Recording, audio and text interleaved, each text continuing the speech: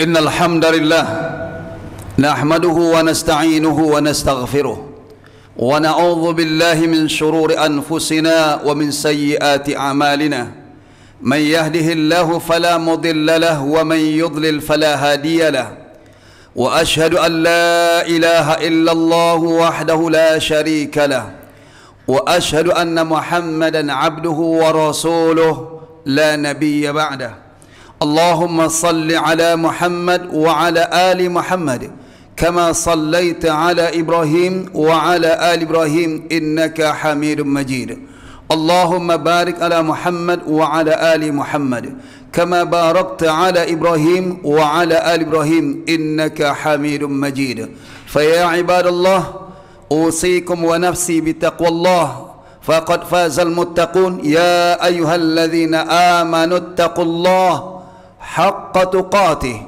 ولا تموتن إلا وأنتم مسلمون يا أيها الذين آمنوا اتقوا الله وقولوا قولا سديدا يصلح لكم أعمالكم ويغفر لكم ذنوبكم ومن يطع الله ورسوله فقد فاز فوزا عظيما أما بعد فإن أصدق الحديث كتاب الله وخير الهدي هدي محمد صلى الله عليه وسلم وشر الأمور محدثاتها وكل محدثة بدعة وكل بدعة ضلالة معاشر المسلمين seluruh jemaah azani Allah wa iyyakum jami'an.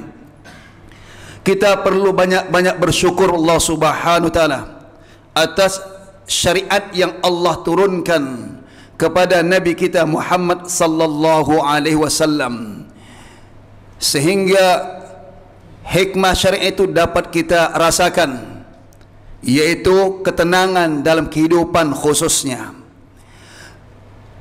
Syariat Allah Subhanahu wa taala yaitu disebut dengan hukum Islam, baik itu dalam bentuk perintah yang harus dijalankan oleh para hambanya maupun bentuk larangan yang harus ditinggalkan oleh para hambanya.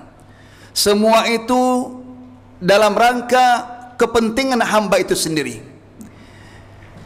Dan para ulama ijma' sepakat yang mana syariat Allah dalam bentuk perintah pun maupun larangan dalam rangka menjaga 5 hal paling tidak. Yang pertama adalah hifdzuddin, dalam rangka menjaga agama. Tidak ada syariat Allah muaranya merusak agama, akan tapi menjaga, memperkuat agama. Agama di sini tentu maknanya luas, baik itu ibadah, akidah, akhlak dan seterusnya. Yang kedua, dalam rangka hifdzun an-nafsi, menjaga nyawa. Yang ketiga adalah hifdzul akli, menjaga akal. Yang keempat hifdzun nafsi awil ard, menjaga keturunan dan kehormatan. Yang kelima adalah hifdzul mal, menjaga harta. Yang 5 ini disebut oleh para ulama usul fiqh yaitu ad-daruriyatul khams, yaitu 5 hal yang sangat penting untuk dijaga dan tidak dirusak, karena syariat Allah berkisar dari itu. Maka itu ketika seorang ulama berfatwa, fatwanya tidak boleh merusak agama, merusak akidah, merusak ibadah, merusak akhlak. Seharusnya fatwa itu adalah dalam rangka menjaga agama, menjaga nyawa, menjaga akal, menjaga keturunan dan menjaga harta. Dalam kesempatan yang singkat ini, mari kita ambil beberapa contoh syariat Allah Subhanahu wa taala yang sudah jelas Al-Quran maupun dalam hadis. Kenapa Allah perintahkan beribadah? Dari mulai salat, bunyal Islamu ala khamsin. Islam itu ditegakkan di atas 5 pilar. Di antara adalah salat. Ini pilar yang paling utama masalah ibadah dalam rangka untuk menjaga agama itu sendiri. Ketika seorang hamba, seorang muslim jauh dari Allah, tidak beribadah, maka agama yang dia yakini, imannya yang ada dalam hatinya akan runtuh, akan hancur, yang pada akhirnya dia bisa menjadi orang yang bukan seorang muslim yang sebenarnya. Kemudian kenapa Allah larang syirik? Dalam rangka untuk menjaga kemurnian akidah. Kemurnian akidah bagian daripada agama. Kenapa Nabi melarang bid'ah? Dalam rangka menjaga kemurnian agama yang beliau bawa. Beliau mengingatkan jangan sampai ajar agama yang beliau tinggalkan itu dirusak oleh umat itu sendiri. Makanya Rasulullah mewanti-wanti dalam hal ini. Kemudian kenapa Allah mengharamkan az-zina? Az-zaniyatu waz-zani fajlidu kulla wahidin minhuma mi'ata jaldah, dan hukuman juga berat. Wanita yang berzina, laki-laki yang berzina, maka cambuk kata Allah. Itu hukum Allah. Berapa kali dera? 100 kali dera. 100 kali cambuk. Kemudian ditambah hadis Nabi, wa taghribul am, diasingkan selama setahun. Dan itu bisa dalam bentuk penjara. Nah, itu diharamkan oleh Allah dalam rangka untuk menjaga agama, dalam rangka untuk menjaga keturunannya. Jangan sampai keturunannya rusak akibat daripada perbuatan dia sendiri. Karena bisa jadi keluarganya akan mencontoh seperti bapaknya yang suka berzina. Na'udzubillah, thumma na'udzubillah min dzalik. Dan juga untuk menjaga kesehatan.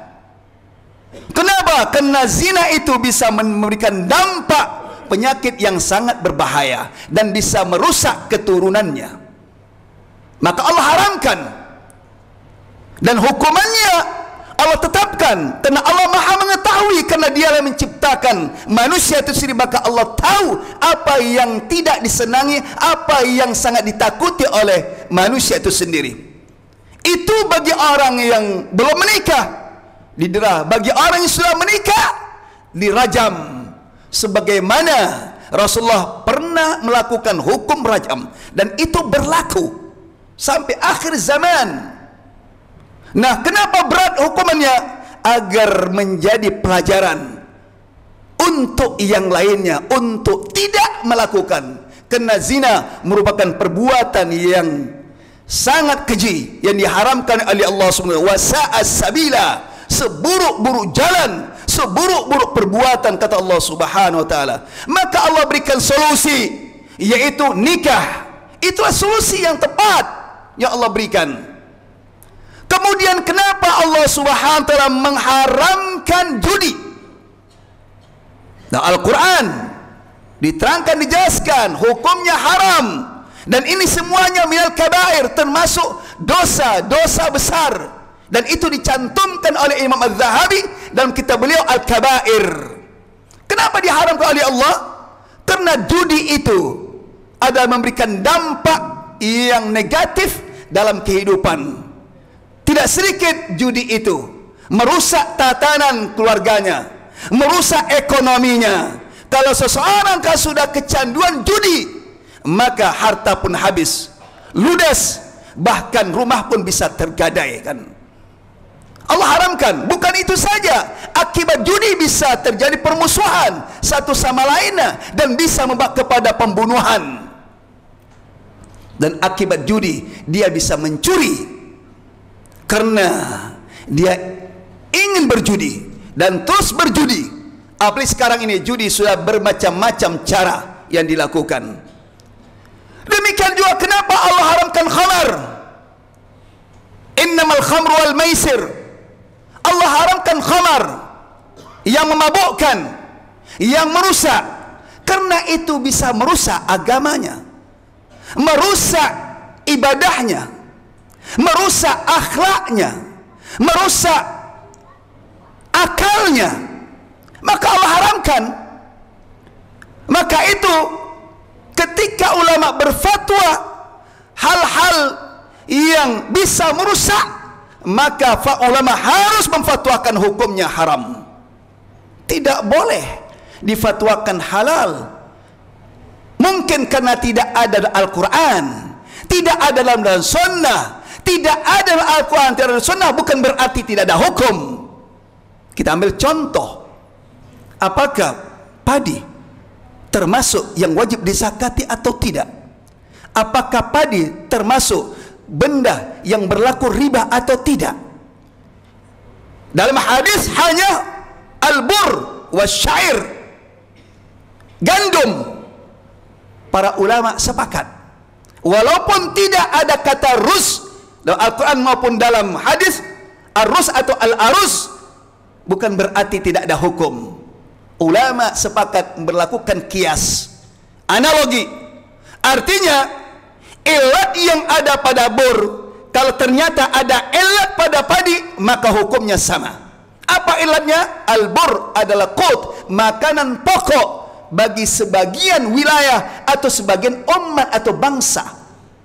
Padi juga demikian, yaitu beras, makanan pokok bagi sebagian wilayah dan sebagian umat dan bangsa. Kemudian bur adalah miqdihar, adalah yaitu yang tahan lama untuk disimpan. Padi juga demikian. Ulama sepakat itu. Nah, kembali tadi, bisa jadi hal yang haram, tidak ada Al-Quran, tidak ada dalam sunnah, bukan berarti tidak ada hukum. Kalau khamar, ijma' jelas itu qat'i. Kenapa khamar Allah haramkan? Karena khamar itu memabukkan, bukan hanya sekedar memabukkan, tapi merusak. Apa yang dirusak? Tubuh. Ini nikmat. Tubuh kita ini nikmat besar yang Allah berikan. Yang dalam ini yang sangat berharga daripada yang luar. Bisa kita dengan teknologi yang canggih, jantung bisa ditukar atau bisa diganti, paru-paru bisa diganti, lever bisa diganti. Tidak bisa, kalah.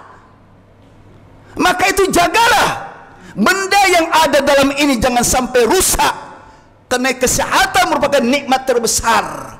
Ketika sakit baru kita sadar, baru kita menyesal. Kenapa? Akibat khamar yang diminum. Sekarang bermacam-macam bentuk ekstasi, sabu-sabu, ganja, dan semisalnya. Semua itu memabukkan, bukan sekadar memabukkan, tapi juga merusak. Sedikit dan banyak hukumnya sama kata Rasulullah. Kathiru wa qaliluhu sawa. Hukumnya sama, dosa juga sama. Karena itu Allah haramkan. Sekarang timbul pertanyaan, bagaimana syurbud dukhan? Ini yang perlu khatib ingatkan. Bagaimana hukum syurbud dukhan? Merokok. Apakah halal? Imma halal wa imma haram. Halal termasuk itu makruh. Apakah makruh atau haram? Sekarang kalau kita buka kitab-kitab ulama khusus Syafi'iyah, betul ada ulama dulu memakruhkan hukum rokok. Tinjauannya apa? Tinjauannya adalah bau. Bahwa rokok itu menimbulkan bau yang tidak sedap. Maka ulama mengkiaskan saat itu kepada orang yang makan bawang putih mentah. Rasulullah melarang orang yang makan itu lalu hadir ke masjid. Rasulullah larang. Rasulullah larang. Kenapa? Al-malaikatu tata'adza, kata Rasulullah. Malaikat itu merasa terganggu oleh bau. Setiap salat jamaah mereka hadir berjamaah. Rasulullah larang untuk hadir berjamaah. Padahal itu halal, tidak ada efek sampingan.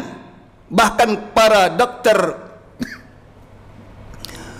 mengatakan itu ada manfaat daripada bawang putih. Katanya ada antibiotik. Itu halal. Tapi ketika dimakan mendekati waktu salat, bau mulut Rasulullah melarang untuk hadir. Sekarang bagaimana rokok? Rokok, dukhan, yang sudah menjadi santapan jutaan manusia di negeri kita. Belum lagi dunia miliaran. Apakah hukumnya makruh? Padahal di zaman itu juga ada sebagian ulama mengharamkan rokok. Kenapa? Tabdzir. Innal mubadzirina kanu ikhwana syayatin. Tabdzir adalah menempatkan nikmat tidak pada tempatnya yang tidak bermanfaat. Sekarang timbul pertanyaan, rokok itu bermanfaat atau tidak? Ada nikmatnya.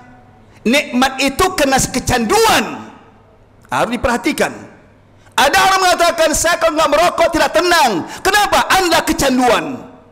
Seperti orang minum mabuk kena kecanduan. Ini yang tidak diperhatikan. Ternyata majunya zaman, majunya teknologi, kedokteran makin maju, tersingkap bahwa rokok itu adalah sangat berbahaya. Dan kita tidak bisa memungkiri ilmu apa yang kita miliki untuk mengingkari. Hatta ulama pun tak bisa mengingkari. Itu ulama yang ahli di bidangnya, yaitu ulama para dokter, ulama para gizi. Mereka itu yang meneliti sehingga keluar peraturan dan ditulis sampul rokok bahwa rokok itu mematikan, bahwa rokok itu bisa membahayakan, yaitu gangguan jantung, gangguan paru-paru, kemudian bisa menimbulkan stroke. Seharusnya kita introspeksi, kenapa ada orang banyak stroke? Ada apa gerangan? Nah, bisa jadi akibat rokok. Yang jelas sudah ijma' para atibba, sepakat para dokter, tidak bisa dipungkiri bahwa rokok itu berbahaya. Bahkan katanya berbahaya, lebih bahaya daripada khamar. Kalau sedemikian, apa wilayahnya ulama? Dia harus memfatwakan itu haram. Maka fatwa haram itu sangat tepat, sebagaimana ulama dulu memfatwakannya. Itu sangat tepat. Kenapa? Rokok itu diharamkan dalam rangka untuk menjaga kesehatan, menjaga keturunan. Tidak sedikit keturunannya terganggu paru-parunya, anaknya paru-parunya terganggu akibat bapaknya perokok berat. Kita nggak sadar. Ketika anak sakit baru kita bingung. Kenapa? Sakit apa ini? Sakit apa ini? Pada sumbernya dari dia sendiri. Kemudian dalam rangka untuk menjaga harta, hifdzul mal, diharamkan itu dalam rangka untuk menjaga harta, hifdzul mal. Muhasabah bagi perokok. Berapa Anda keluarkan uang dalam sebulan untuk merokok? Itu ratusan ribu. Bukan hanya 1.000, 2.000, ratusan ribu Anda keluarkan untuk rokok. Bisa sampai 1 juta. Padahal mencari uang dalam kondisi itu begitu sulit dan susah. Dan terkadang Anda mengeluh tentang pendidikan anak. Nggak mampu bayar sekolah, tapi Anda mampu merokok. Tak mampu Anda mengasihi anaknya susu, tak mampu Anda mengasihi anaknya jajan, tapi Anda mampu merokok. Ayo aklin ada, akal apa itu? Ingat, Allah akan tanya nikmat itu. Tsumma la tus'alunna yawma idzin 'anil na'im. Akan Allah tanya segala nikmat.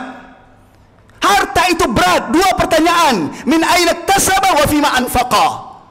Sebelum bergeser 2 kaki seorang hamba akan ditanya 4 perkara. Salah satu adalah tentang mal. Min aina iktasaba wa fima anfaqa. Dari mana harta itu diperoleh dan kemana digunakan. Siap-siap para perokok untuk menjawab pertanyaan Allah, nikmat yang Anda buang itu. Aku liqauli hadza wa astaghfirullah li wa lakum fastaghfiru innahu wal ghafurur rahim. Alhamdulillahirabbil alamin. Wassalatu wassalamu ala asyrafil anbiya'i wal mursalin wa ala alihi wa ashabihi ajmain wa man tabi'ahum bi ihsanin ila yaumiddin. Amma ba'd. Para ma'asyiral muslimin Sidang salat jemaah azani Allah wa iyyakum jami'an. Marilah kita berfikir secara akal sehat bahwa para ulama sepakat, kedokteran, bahawa rokok itu berbahaya dan bisa merusak kesehatan. Kesehatan merupakan nikmat besar. Jangan kita korbankan hanya gara-gara rokok. Mereka yang punya pabrik rokok, yang uangnya tidak ada nolnya, mereka dapat untung sementara Anda dapat buntung dan puntung rokok. Fikirlah secara jernih, apa untungnya Anda merokok? Kalau Anda mengatakan tenang, tenang itu Anda sudah keracunan, bukan karena manfaat rokok. Tidak ada dokter mengatakan ada manfaatnya. Kalaupun ada manfaatnya, mudaratnya lebih besar daripada manfaatnya, sebagaimana khamar. Ada manfaatnya, tapi mudaratnya kata Allah lebih besar. Mungkin manfaatnya bagi produsen, dia berbisnis, berdagang. Demikian juga rokok, bermanfaat bagi dia kena bisnis, berdagang. Tapi bagi perokok, apa manfaatnya? Sementara perusahaan rokok bukan perusahaan muslim, perusahaan orang-orang kafir, orang Yahudi, orang kafir. Anda ikut andil mengayakan mereka dengan membuang nikmat yang tidak pada tempatnya. Padahal nikmat itu harus disalurkan kepada, pertama, keluarga. Mereka membutuhkan tambahan rezeki. Anak kita membutuhkan pendidikan dan seterusnya. Disinilah bertobatlah kepada Allah Subhanahu wa taala bagi perokok. Tidak ada terlambat dalam masa bertobat. Orang kafir Quraisy saja ketika turun ayat tentang haramnya khamar, mereka tumpahkan khamar itu yang ada di pasar-pasar, di toko-toko mereka, di rumah-rumah mereka. Mereka tumpahkan. Dicatat dalam sejarah dengan tinta emas, Zugagul Madinah, lorong-lorong kota Madinah penuh dengan khamar. Saking istijabatuhum Allah Azza wa Jal, yaitu menyambut Allah, menyambut surah Allah, menyambut larangan Allah Subhanahu wa taala. Mereka laksanakan larang itu. Allah Subhanahu wa taala mengampuni segala dosa dan kesalahan kita. Allah Subhanahu wa taala memberikan akal yang sehat pada kita untuk bisa berfikir secara jernih. Allah Subhanahu wa taala mengampuni segala dosa, kesalahan kedua orang tua kita, baik yang masih hidup maupun yang sudah meninggal. Innallaha wa malaikatahu yusholluna 'alan nabi ya ayyuhalladzina amanu shallu 'alaihi wa sallimu taslima. Allahumma shalli 'ala Muhammad wa 'ala Muhammad kama shallaita 'ala Ibrahim wa 'ala Ibrahim wa barik 'ala Muhammad wa 'ala Muhammad kama barakta 'ala Ibrahim wa 'ala Ibrahim innaka Hamidum Majid. Wardallahumma عن الخلفاء الراشدين أبي بكر وعمر وعثمان وعلي وعن بقية الصحابة أجمعين برحمتك يا أرحم الراحمين. ربنا ظلمنا أنفسنا وإن لم تغفر لنا وترحمنا لنكن من الخاسرين. اللهم اغفر لنا ذنوبنا ولوالدينا وارحمهم كما ربونا صغارا. اللهم اغفر للمؤمنين والمسلمين والمسلمات الأحياء منهم والأموات إنك سميع قريب مجيب الدعوات ويا قاضي الحاجات. ربنا هب لنا من أزواجنا وذرياتنا قرة أعين واجعلنا متقين إماما. ربنا آتنا في الدنيا حسنة وفي الآخرة حسنة وقنا عذاب النار. والحمد لله العالمين. أقم الصلاة.